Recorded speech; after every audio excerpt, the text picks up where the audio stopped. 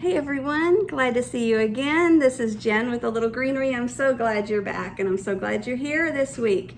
I want to talk to you this week about your immune system. And in particular, I want to talk to you about how thyme plays a role in that. So get you a cup of tea. I'm very glad you've joined me, and come back. I'm staying right here. Just pause it, go get your cup of tea and come on back. This week I'm going to talk to you about thyme, T-H-Y-M-E. And thyme is an incredible herb. You probably have it in your spice rack right now.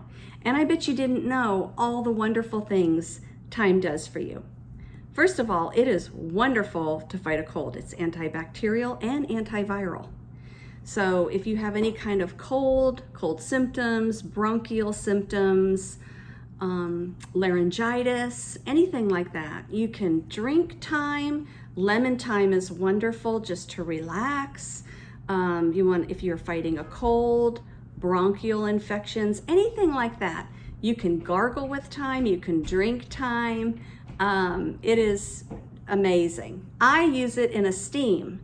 I'll literally boil a pot of water, put a teaspoon of sage and a teaspoon of thyme in that water, take it off the stove, get a towel, make a tent, and breathe in that steam. Very good if you have any kind of bronchial or any kind of pneumonia symptoms deep down in your lungs. Just breathe it in, breathe it out until the water cools. Thyme is also very popular. One doctor found that if he made a thyme salve and put it on his thymus gland and then did what he invented, the thymus thump, it would stimulate the immune system. Now, I didn't realize, I had forgotten about this, but my favorite herbalist, Rosemary Gladstar, wrote about this in one of her books. So I do want to give her credit where credit is due.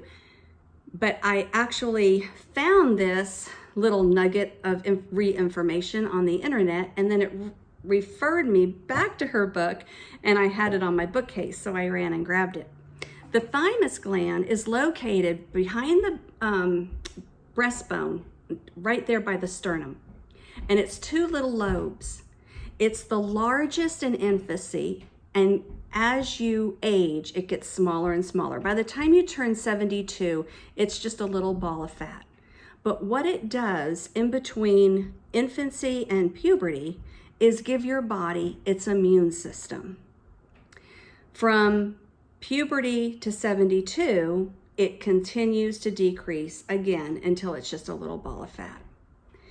What Dr. Paul Lee discovered was that if he used thyme and made a salve and lavished it right there at his thymus gland, he could thump it like Tarzan and it would stimulate the immune system. So when you have a weakened immune system, you're in line to be attacked by anything that comes into your environment. Also, too, the thymus gland is responsible for when new cells come into the body, it says friend or foe. If you have a weakened thymus gland, it could mistakenly, and has probably for many, mistakenly taken a friend and made it a foe, and that's where the body attacks itself. That's where you get your autoimmune deficiencies, such as lupus, rheumatoid arthritis, and many others. You can Google that and look up autoimmune deficiencies. So it's really important to get to know what glands and organs are in your body. As an herbalist, we believe that there's no spare parts.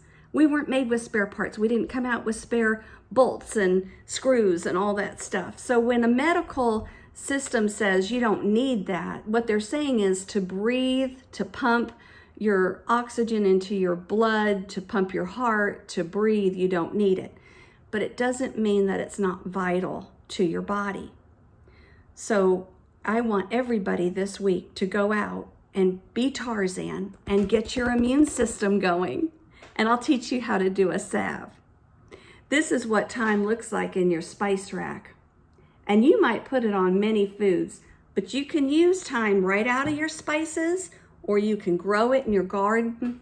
It's in the it's in the mint family. So it's going to grow very much like a mint. It's going to go pretty bushy like a mint. And there you go. It's time that you get to know your body. And I'm here to help you. Have a great week, everybody. So glad to see you.